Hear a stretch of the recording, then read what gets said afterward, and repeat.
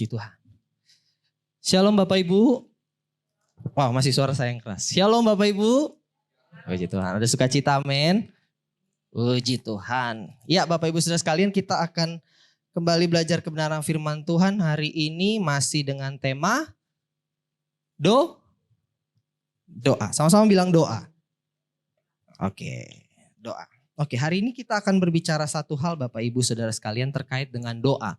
Bahwa firman Tuhan katakan rumah Tuhan adalah rumah doa. Benar ya Bapak Ibu ya? Tuhan katakan rumah Tuhan adalah rumah doa. Berarti tempat ini, ruangan ini, gedung ini adalah rumah doa bagi kita. Ya. Nah, saya berangkat dari begini Bapak Ibu saudara sekalian. Bahwa banyak dari kita berpikir bahwa doa itu adalah suatu sarana atau media di mana kita membuang segala keluhan kita, permasalahan kita. Saya bisa bilang ya sampah-sampah kita lah kita lakukan dengan doa Bapak Ibu. Ada yang ketika khawatir berdoa. Benar ya Bapak Ibu ya? Ketika cemas berdoa. Ketika mengalami kesulitan, tantangan, persoalan berdoa. Enggak ada yang salah dengan hal itu Bapak Ibu. Ya, enggak ada yang salah. Tapi yang harus kita pahami pada pagi siang hari ini terkait dengan doa adalah doa bukan hanya agar beban kita dilepaskan saja Bapak Ibu. Tetapi esensi dari doa adalah kita dapat jawaban dari Tuhan. Sama-sama bilang jawaban. Jawaban dari Tuhan. Jadi bukan hanya sekedar doa untuk dilepaskan persoalan dan pergumulan kita, tetapi untuk mendapatkan jawaban dari Tuhan. Nah, tantangannya Bapak Ibu, terkadang kita berdoa yes. Tetapi kita gak siap dengan jawaban dari doa Bapak Ibu. Kita gak siap dengan jawaban dari doa kita. Nah, itu yang harus kita renungkan Bapak Ibu. Nah, pada pagi siang hari ini saya mengajak Bapak Ibu saudara sekalian, kita melihat bagaimana Yesus mengajarkan jenis doa yang berbeda dengan murid-muridnya. Ya. Tadi lagu yang dinyanyikan bersama-sama yang dipimpin oleh Kak Golda itu adalah pujian yang sangat luar biasa Bapak Ibu. Lagu yang cukup lama. Berseru memanggil namanya, berdoa dia akan segera, apa dikatakan? Menghampiri dirimu. Terus kita disuruh apa? Percaya dia tak darimu. Dia hanya sejauh doa. Berapa dari kita yang merasa Tuhan tuh jauh Bapak Ibu? Ada gak yang pernah merasa Tuhan tuh kayaknya jauh banget? Pasti pernah ya. Rasakan di momen apalagi ketika kita mengalami suatu tekanan yang luar biasa. Kok kayaknya Tuhan jauh banget ya dari kita ya. Nah, lewat pujian ini kita ditegaskan kembali bahwa dia hanya sejauh doa Bapak Ibu. Ya. Kita mau belajar Bapak Ibu. Bahwa kita bukan berdoa untuk Tuhan yang jauh. Kepada Tuhan yang jauh. Bukan berdoa kepada penguasa agama. Bukan berdoa kepada yang mencipta kita. Bukan berdoa kepada juru selamat kita. Bukan berdoa kepada penyembuh kita. Bukan berdoa kepada pembebas kita. Kita berdoa kepada Bapa kita. Layaknya anak dengan Bapa. Ya. Amin. Bangga gak disebut anak Bapak Ibu? Bangga ya Bapak Ibu? Banyak gak orang gak anggap anak? Ada juga. Sedih kalau gak dianggap anak. Tapi Bapa Yesus kita menganggap kita anak. Dan Tuhan katakan, panggil aku Bapa. Makanya ada doa Bapa kah? Siapa yang ngajarin doa Bapa kami? Yesus sendiri. Maka itu berdoalah demikian. Bapa kami yang di surga. Jadi kita harus tahu ya posisi kita ya. Bapa dan anak. Ya. Mungkin kita ada juga yang frustasi dengan doa Bapak Ibu. Menyerah dengan doa. Bahkan juga mungkin ada yang kecewa dengan doa. Benar? Pernah kecewa dengan doa? Pernah frustasi dengan doa? Pasti pernah. Apalagi nunggu jawabannya kok lama banget. Ya? Lama banget. Makanya tadi saya katakan di awal, terkadang kita memang berdoa, tapi kita nggak siap dengan jawaban doa Bapak Ibu. Doa sih doa, ayo kita berdoa. Tapi kita nggak siap dengan jawaban doa. Ya. Kenapa kita bisa kecewa dengan doa? Kenapa kita bisa frustasi dengan doa? Karena keinginan kita meleset Bapak Ibu. Dengan keinginannya Yesus. Ya. Nah, kita mau belajar nih Bapak Ibu. Doa seperti yang Yesus ajarkan. Saya nggak ajarkan kita untuk buka Bapa kami Bapak Ibu. Udah terlalu sering kita. Bahkan kita nanti di akhir ibadah kita doa Bapa kami. Tapi saya mau ajak satu peristiwa Bapak Ibu. Di dalam Lukas 3 ayat 21 sampai 22. Yuk kita lihat yuk. Lukas 3 ayat 21 sampai 22. Ya, tema di depan true prayer. Ya. Lukas 3 ayat 21 sampai 22. Yuk buka Alkitabnya yang di rumah. Yang di tempat ini buka Alkitabnya, yang dari HP juga boleh dibuka aplikasi Alkitabnya. Sudah ketemu ya Lukas 3 ayat 21 sampai 22. Di situ Bapak Ibu Saudara sekalian melihat judul perikop Yesus anak Allah dibaptis. Yuk kita baca yuk. 21, 22 bersama-sama. 3, 2, 1 ya. Ketika seluruh orang banyak itu telah dibaptis dan ketika Yesus juga dibaptis dan sedang berdoa, terbukalah langit dan turunlah Roh Kudus dalam rupa burung merpati ke atasnya. Dan terdengarlah suara dari langit, kepadamulah aku berkenan. Bapak Ibu Saudara sekalian, perhatikan ayat 21 dan 22. Dua ayat aja.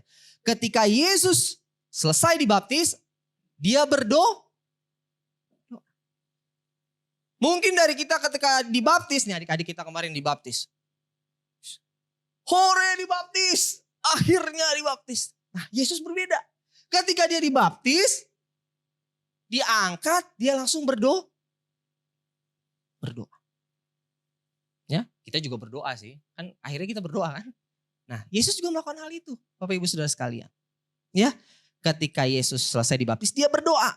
Nah apa yang kita pelajari dari perikop ini Bapak Ibu dua ayat ini? Yesus adalah pejuang doa Bapak Ibu. Yesus kita adalah pendoa Bapak Ibu. Pendoa yang sangat kuat berdoa. Di kayu salib dia berdoa gak? Berdoa. Dia berkomunikasi dengan Allah. Di Taman Getsemani dia berdoa gak? Tuh fotonya. Dia berdoa gak? Berdoa. Di bukit dia berdoa gak? Berdoa. Di padang gurun ketika dicobai oleh iblis dia berdoa gak? Berdoa. Bahkan berpuasa. Berarti kehidupan Yesus dipenuhi dengan doa. Yuk balik lagi. Dia adalah Bapa. Bapa berdoa berarti anaknya harus berdoa. Ya. Dan kita lihat di perikop ini di ayat 22. Dan turunlah Roh Kudus dalam rupa burung merpati ke atasnya. Dan terdengarlah suara dari langit. Engkaulah anakku yang kukasihi. Kepadamulah aku berkenan. Sesuatu terjadi Bapak Ibu. Surga terbuka. Roh Kudus turun. Dalam rupa burung merpati. Dan ada suara dari surga mengatakan yang tadi. Engkaulah anak yang kukasihi. Kepadamulah aku berkenan. Inilah doa yang hebat Bapak Ibu. Yang harus kita belajar dari perikop ini. Ya. Yang pertama poinnya Bapak Ibu. Tanpa panjang lebar. Next, yang pertama catat baik-baik. Doa itu lahir dari ketaatan. Bukan dari keputusasaan. Sekali lagi ya, boleh di next Kak Naldo, multimedia. Nah ini dia. Doa itu lahir dari ketaatan. Bukan dari keputusasaan. Ya, coba renungkan baik-baik. Berapa banyak dari kita ketika kita putus asa kita berdoa. Gak ada yang salah sih. Tapi true prayer itu, doa itu lahir dari ketaatan. Kita harus rubah paradigma kita. Jangan kita berdoa ketika kita sakit. Baru kita berdoa. Ketika kita kehilangan sesuatu. dari kehidupan kita baru kita berdoa. No. Ya. Itu bukanlah doa yang diinginkan Yesus, Bapak Ibu. Apapun keadaan kita, dimanapun kita harus tetap berdoa. Karena doa lahir dari ketaatan. Ya. Kan kita tahu firman katakan bahwa iblis datang untuk mencuri, membunuh, dan membinasakan. Saya mau tanya Bapak Ibu Saudara sekalian, ini dari alam roh kita. Kira-kira iblis lagi tidur atau gimana? Standby Bapak Ibu. 24 jam. Standby. Karena tugas dia mencuri, membunuh, dan membinasakan. Ini gak ngomongin fisik Bapak Ibu. Wah nanti barang-barang kita dicuri. Wah nanti kita kebunuh nih. Bukan gitu Bapak Ibu. Maksudnya adalah direnggut semua damai sejahtera sukacita yang kita miliki. Itu loh kerjanya iblis. Nah bagaimana cara menangkalnya? 3 huruf. D-O-A. Dimanapun, kapanpun kita harus berdoa. Sebab doa adalah jalan di mana surga terbuka. Lalu Tuhan katakan kepada kita, engkaulah anak yang kukasihi, kepadamulah aku bukan hanya terjadi kepada Yesus, tapi kita imani itu terjadi kepada kita. Amin. Amin. Jadi Bapak Ibu Saudara sekalian ketika kita berdoa itu, kita harus mulai mengerti nih, Tuhan Yesus, tolong aku Tuhan. Itu bukan pertolongan datang tiba-tiba muncul dari hadapan kita. Enggak, itu dari surga kebuka. Kalau nggak dijawab masih tertutup berarti. Makanya berkat itu datangnya dari atas. Amin. Ya, ngerti ya? Nah yang kedua, poin yang kedua. Coba di next. Agak panjang Bapak Ibu. Doa bukan hanya agar Yesus dapat memberikan apa yang kita inginkan, tetapi memberikan seseorang dalam tanda kutip yang kita butuhkan. Ini karena buat anak muda Bapak Ibu, jadi saya tulisnya loh. Ya Bapak Ibu. Yang kita butuhkan yaitu Roh Kudus.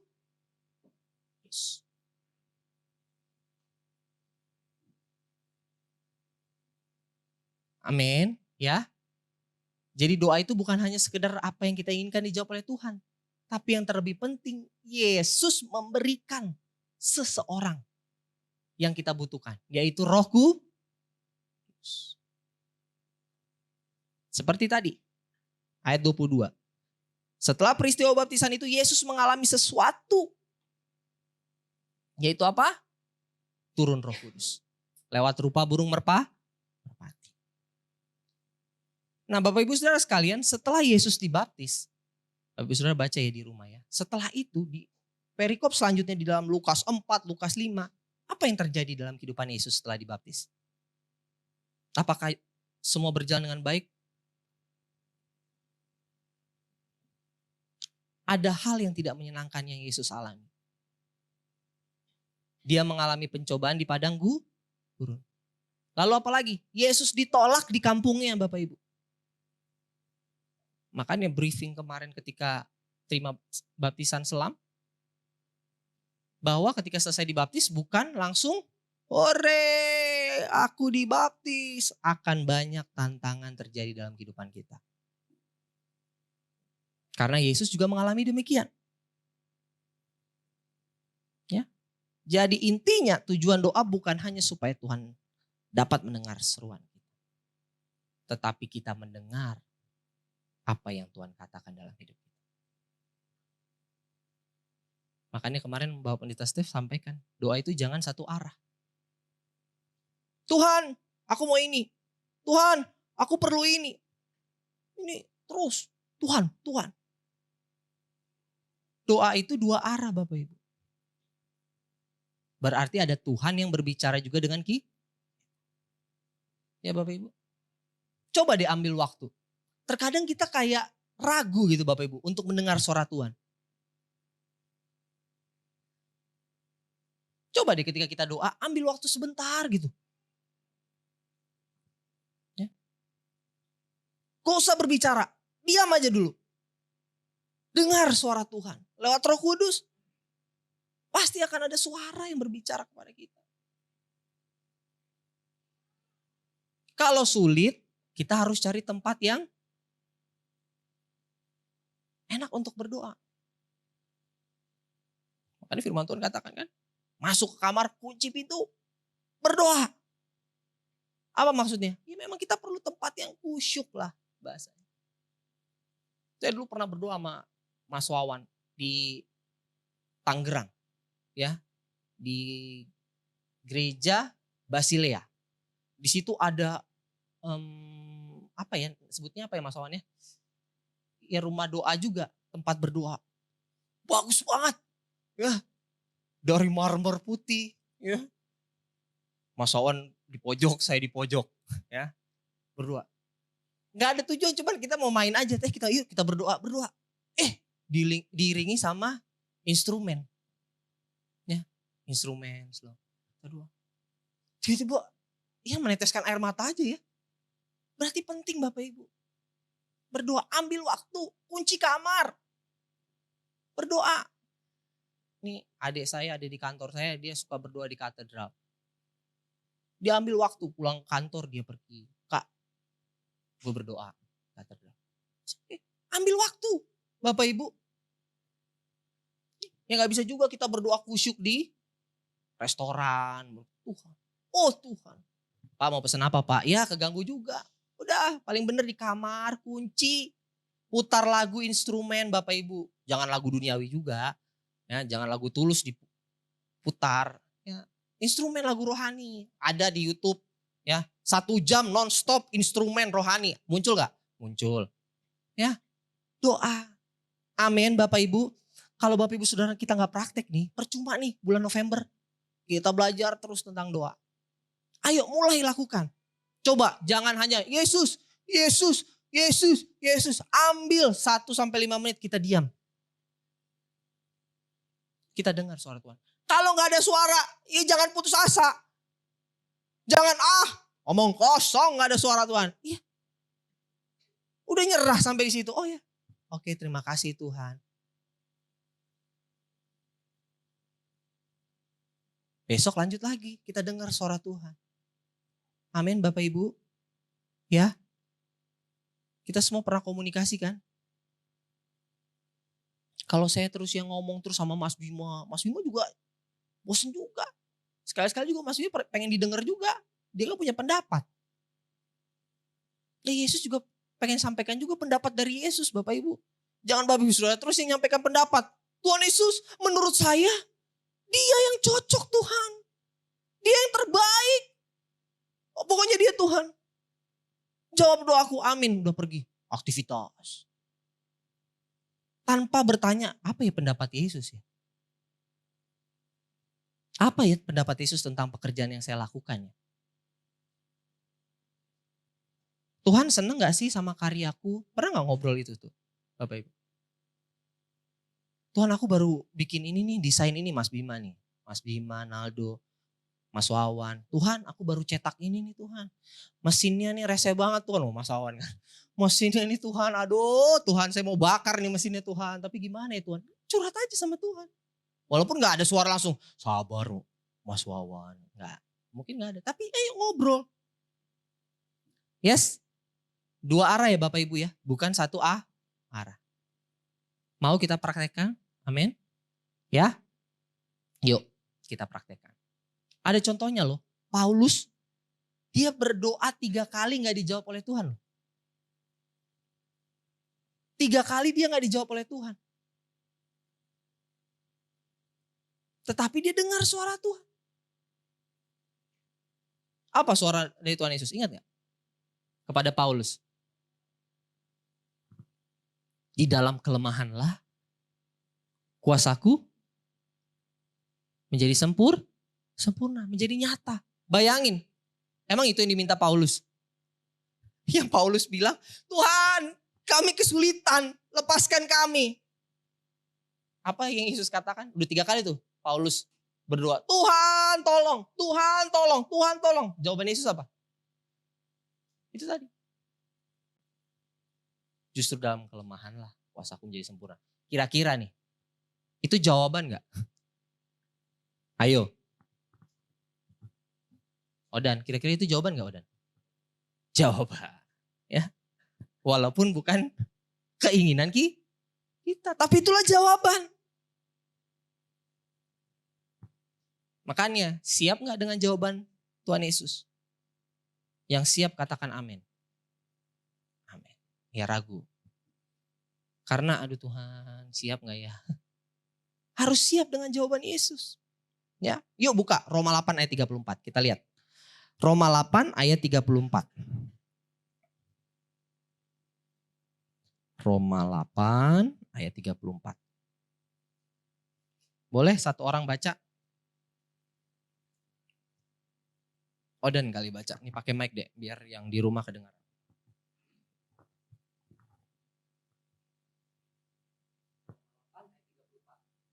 Roma 8 ayat 34.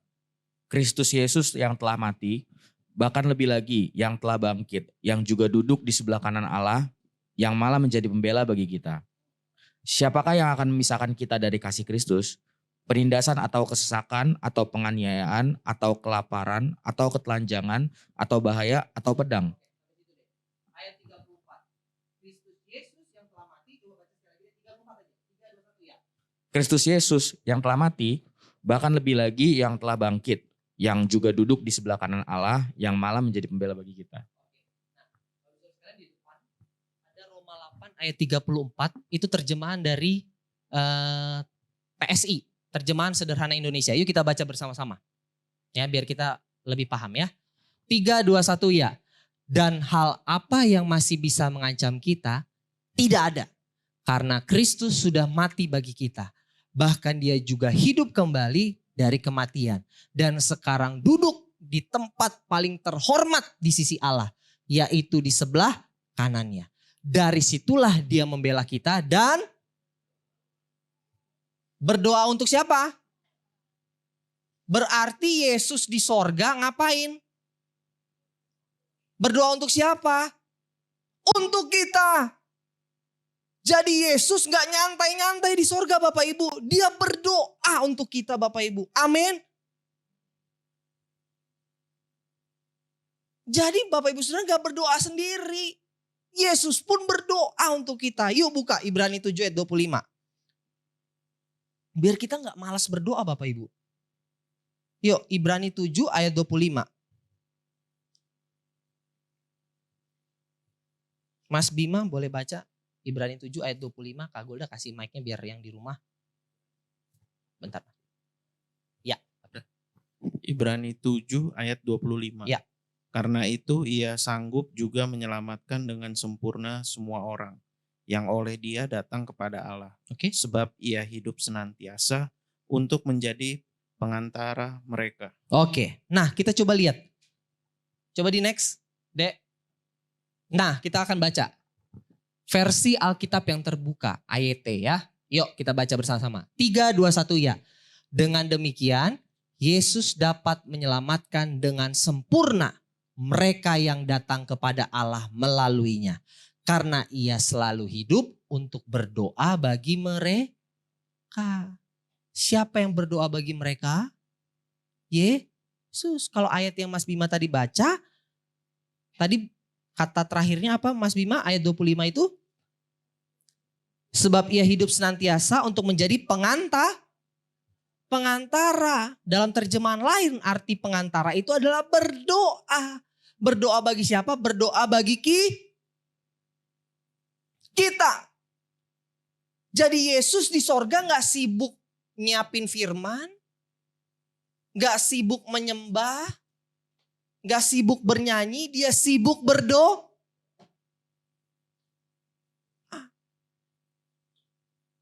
Jadi panggilan kita sebagai anak-anak Tuhan bukan menjadi rasul, bukan menjadi nabi, bukan menjadi pendeta, tapi menjadi pendoa.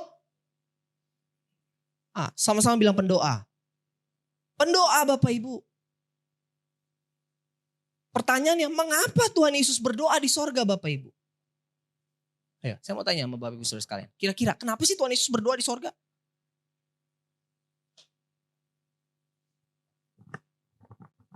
Kenapa Bapak Ibu? Karena apa? Karena kita masih ada di dunia ini. Selama masih ada kuasa jahat, kuasa kegelapan, iblis, setan di bumi ini, maka kita perlu berdoa.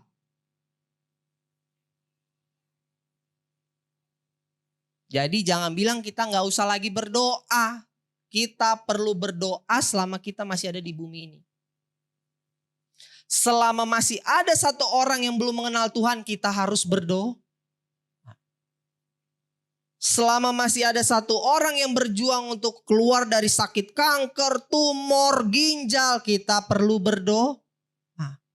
Selama masih ada satu orang di dunia ini yang masih kecanduan narkoba, pornografi, kita perlu berdoa.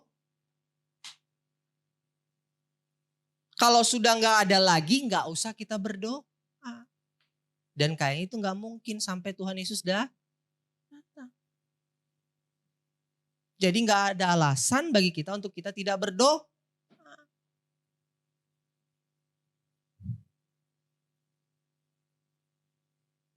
Jadi Yesus tidak melihat saat-saat ini Bapak Ibu bukan waktu untuk istirahat Bapak Ibu.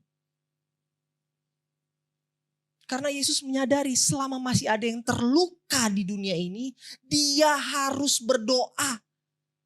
Bahkan Tuhan Yesus gak bilang malaikat tolong doain Niki, tolong doain Mas Bima, tolong doain Papam. Enggak, dia sendiri yang mimpin doa Bapak Ibu. Amin. Bukan Tuhan Yesus ngutus malaikat untuk doain kita. Dia sendiri yang pimpin doa. Baik gak Tuhan kita? Amin. Saya bangga banget.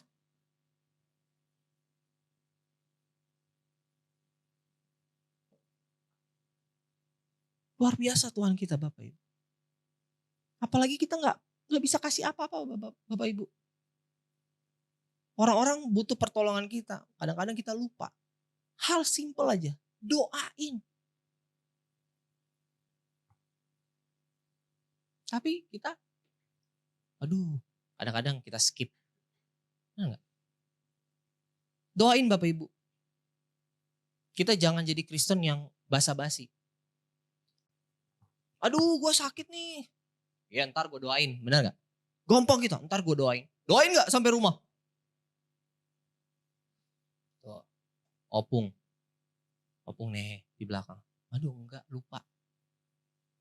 Makanya kalau udah terucap gitu mending yaudah yuk kita langsung doa. Udah. Tanpa panjang lebar, yuk ambil waktu. Kita cari tempat pojokan aja. Tuhan Yesus tolong. Yang bagus-bagus juga Tuhan Yesus tolong. Dia sakit Tuhan, sembuhkan. Dalam nama Yesus amin. Udah. Jadi kita gak ada utang doa Bapak Ibu. Amin. Mungkin dari kita nanti gue doain. Pernah gak ngomong kayak gitu? Pernah gak? Iya nanti aku doain. Cepet sembuh ya. Telepon nih, by telepon biasanya. Iya ntar gue doain, cepet sembuh dah. Langsung. Om Gembala tuh. Ditelepon. Ayo kita berdoa. Mungkin Bapak Ibu Saudara pernah juga ditelepon sama Bapak Gembala kan? Ayo, boleh ya Om telepon ya? Benar gak? Nah yang dilakukan Om Gembala aku lakukan juga. Udah daripada utang doa. Kebawa sampai tidur, terus tidurnya gini. Doain udah Mas Bim. Kita berdoa ya Mas Bim ya, bisa berdoa gak? Bisa. Saya telepon Jere. Dia lagi ada di depan laptop Jeremy. Bentar bang, aku pindah dulu ya. Dia pindah. Udah bang, ya kita doa ya deh. Tuhan tolong, Tuhan berkati Jeremy di Kalimantan, Tuhan. Doain. Habis. Kalau jangan bilang, ya Jer, semangat Jer. Ya sampai ketemu ya Jer. Abang doain selalu. Ya. Ini daripada dituntut sama Tuhan, mana doamu buat Jer. Langsung aja doain. Jer, bisa doain Jer. Di mana saya doain? Di mobil. Saya loudspeaker sambil nyetir. Karena disitulah tempat yang ada sinyal Bapak Ibu. Di kantor saya udah gak ada sinyal. Jer. Ya kita doa. Amin. Ya Bapak Ibu ya. Kita soalnya gak bisa kasih apa-apa Bapak Ibu. Materi kita terbatas, bener gak? Mau kirimin buah susah. Kalau lagi sakit. Sisihkan uang kita juga susah. Udahlah, sisihkanlah doa kita. Amin. Ya, tim pemerhati. Wah, Jordan. Sisihkanlah doa ya. Dan tenaga pastinya. Amin loh Dan. Ya, yuk kita lihat Lukas 22. Ayo Lukas 22. Kita banyak buka ayat ya Bapak Ibu ya. Lukas 22. Ayat 31 sampai 32. Nah, kita bisa melihat peristiwa di perjamuan malam. Wah. Lukas 22 ayat 31 sampai 32. Boleh Kak Golda baca Kak. 31 32.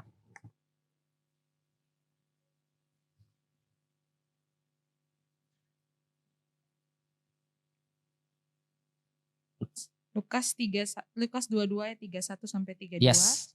Simon, Simon, lihat, iblis telah menuntut untuk menampi kamu seperti gandum. Iya. Tetapi aku telah berdoa untuk engkau, Iya. supaya imanmu jangan gugur. Iya. Dan engkau, jikalau engkau sudah insaf, Uh-uh. kuatkanlah saudara-saudaramu. Iya.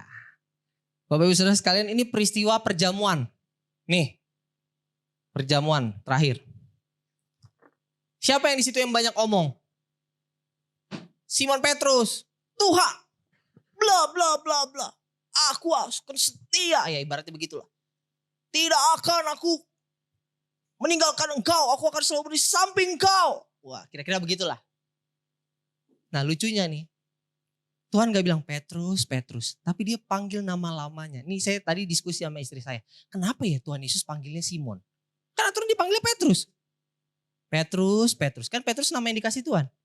Yang artinya batu karang kan. Dia gak panggil nama, ya, nama baptis lah ibaratnya. Gak panggil nama baptisnya. Tapi dia panggil nama Simon. Simon, Simon. Ya. Simon, Simon. Apa kata di situ? Lihat, iblis telah menuntut untuk menampi kamu seperti gandum. Tetapi aku berdoa.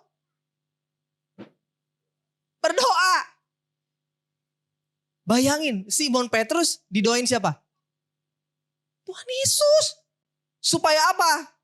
Imannya Simon jangan gugur. Dan Tuhan Yesus berpesan sama Simon. Jika engkau sudah insaf. Lihat tuh.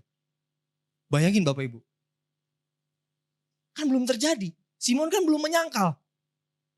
Tapi Tuhan Yesus sudah bilang. Jika sudah insaf. Bisa sakit hati gak kita? Bisa. Kalau misalkan Mas Bim. Kalau sudah insaf. Loh. Kenapa Kak? Emang aku buat apa Bang? Ya kan? Tapi Tuhan sudah tahu.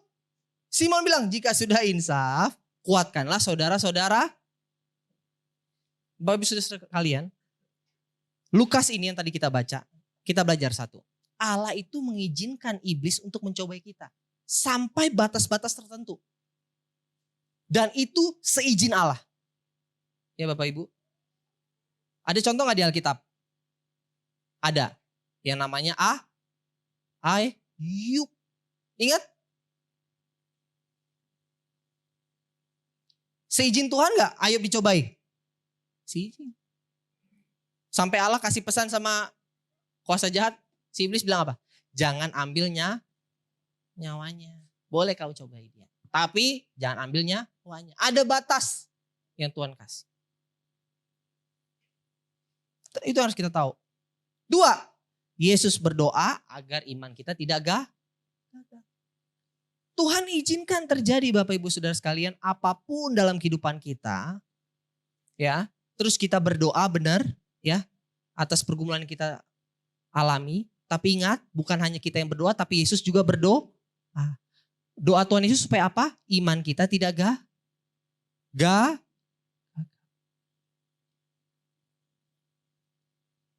Tidak gagal.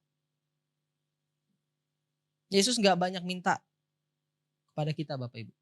Dia hanya minta kita berdoa untuk diri kita.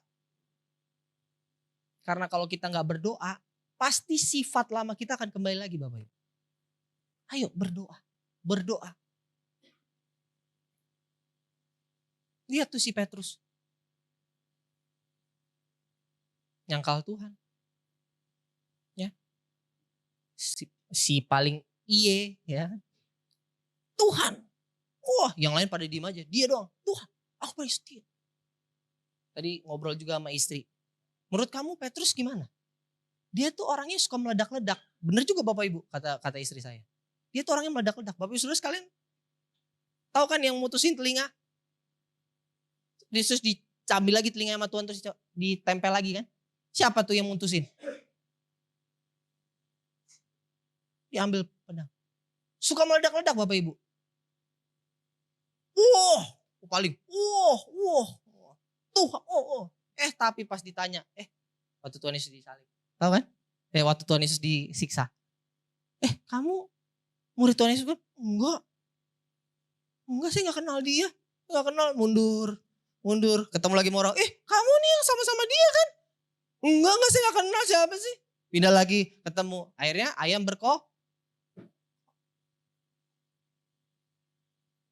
Tapi bayangin, orang yang seperti itu kan kadang-kadang kalau kita dengar cerita ini kan, ini orang pengen kita getok aja ya.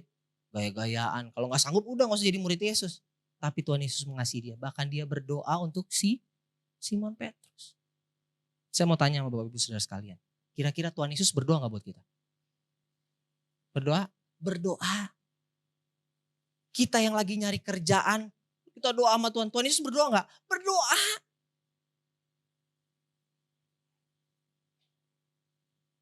Kita yang lagi nyari jodoh, Tuhan aku perlu jodoh. Tuhan Yesus juga berdoa, Tuhan kasih jodoh buat dia Tuhan. Jadi jangan berpikir kita doang yang berdoa. Tuhan Yesus juga berdoa. Ya Bapak Ibu. Pengabdian kita kepada Tuhan bukan diukur seberapa hebat kita bicara soal Yesus. Tetapi pengabdian kita kepada Tuhan diukur seberapa lama kita sanggup berjalan sama Tuhan. Ya. Pokoknya jangan kebanyakan berjanji Bapak Ibu. Jangan kebanyakan berjanji untuk berdoa. Dijadiin resolusi lagi. Ini nanti Desember nih. Akan banyak resolusi. Ya kan? Tahun 2023 aku akan baca firman. Aku akan berdoa setiap seminggu 10 kali misalkan. Aduh Bapak Ibu, udah kita gak usah buat resolusi lah. Kita lakuin aja dah. Amin. Ya.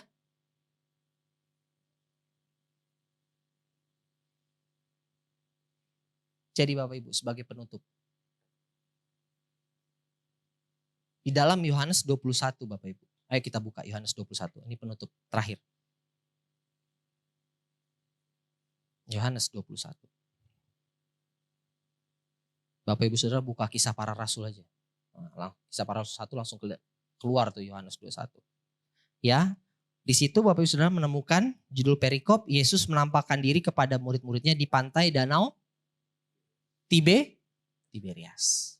Ya, nggak asing ya, Tiberias ya. Nah, itu danau Tiberias. Peristiwa ini nanti baca di rumah aja ya. Tapi saya mau ceritakan kepada Bapak Ibu Saudara sekalian. Peristiwa ini adalah peristiwa di mana Tuhan Yesus menampakkan diri kepada murid-muridnya.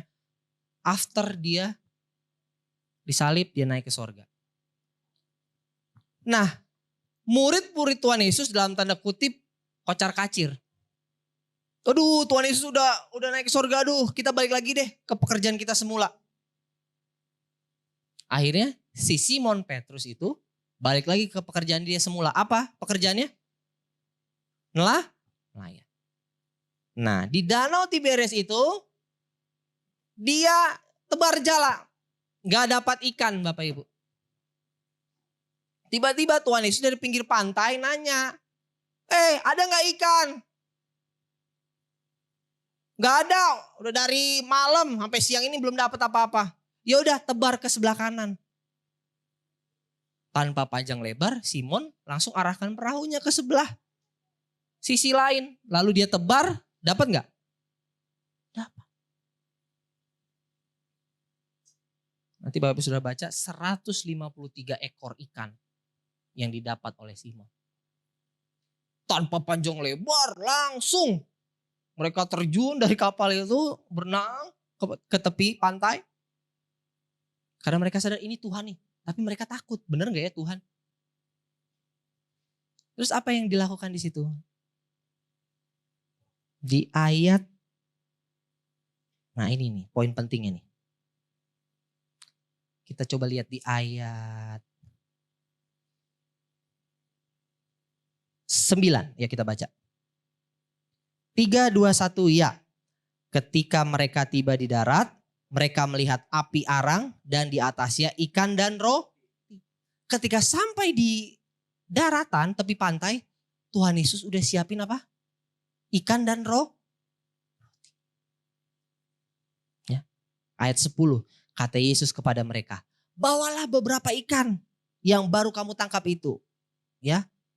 Nah, ayat 11 Bapak Ibu Saudara menemukan tuh. Simon Petrus naik perahu lalu menghela jala di itu ke darat penuh ikan-ikan besar 153 ekor. Dan ayat 12 kata Yesus kepada mereka, marilah dan sarapan. Tuhan Yesus ngajak sarapan siapa? Siapa Simon Petrus? Itu loh yang tadi gaya-gayaan. Itu yang Tuhan Yesus bilang suruh insaf. Kalau insaf, ingatkanlah saudara-saudaramu. Itu loh yang udah nyangkal Tuhan Yesus. Tuhan Yesus ajak sarapan. Kenapa saya ajak Bapak Ibu Saudara baca ayat ini? Ini ayat terakhir Bapak Ibu. Mungkin kita berdosa Bapak Ibu. Mungkin kita adalah orang yang kayaknya gak layak Tuhan. Tapi percayalah Tuhan Yesus mau sarapan sama kita. Tuhan Yesus ngajak sarapan kita. Pak Pendeta, saya bukan orang morning person. Saya bukan orang yang bisa bangun kayak Bapak Pendeta Steve jam 3, Ibu Gembala jam 3, jam 2 udah bangun. Gak bisa, saya tuh bangun jam 7. Ya baru mandi langsung berangkat kantor. Ya saya gak bisa sarapan Tuhan. Sama Tuhan Yesus Pak Pendeta, gak bisa. Ya udah dinner lah sama Tuhan Yesus. Halo. Maksud saya dinner itu apa? Makan malam sama Tuhan Yesus. Maksudnya apa? Doalah malam. Amin. Bapak Ibu Saudara mau dinner sama Tuhan Yesus gak? Ayolah. Tuhan Yesus udah siapin kok roti sama ikannya. Oke, kita gak bisa sarapan. Kita gak bisa bangun pagi. Jam 5 gak bisa bangun pagi, udah capek banget. Oke. Tapi Tuhan, bangun pagi Tuhan. Nanti malam kita dinner ya. Halo. Maksudnya apa? Nanti malam kita ketemu ya Tuhan. Kita makan malam bersama. Doa. Amin. Amin. Ya Bapak Ibu. Sesimpel itu. Akhirnya Simon sama Tuhan Yesus sarapan gak? Sarapan bareng. Rekonsiliasi terjadi. Pemulihan terjadi. Akhirnya apa? Simon Petrus. Petrus itu menjadi rasul. Yang luar biasa. Sampai dia mati martir Bapak Ibu. Benar? Memang kita jatuh. Kita lemah. Tapi kita bangkit. Tuhan Yesus gak jauh. Hanya sejauh doa. Dan dia menunggu kita untuk sarapan bareng. Dia nunggu kita untuk kita makan malam bareng dia. Amin. Makan malamnya di mana? Sarapannya di mana? Gak usah jauh-jauh. Di kamar saudara. Amin. Semangat ya Bapak Ibu ya untuk berdoa. Amin. Amin. Ya. Orang tua yang punya anak, latih anaknya berdoa. Ya. Ayo kita berdoa nak. Walaupun dia gak merem, ya udah. Tapi latih berdoa. Ya. Amin. Semangat Bapak Ibu Saudara sekalian. Tuhan pasti akan jawab segala doa kita. Ya. Tapi siapkan hati kita untuk terima jawaban Tuhan. Yes. Amin. Tuhan Yesus memberkati kita ya. Puji Tuhan.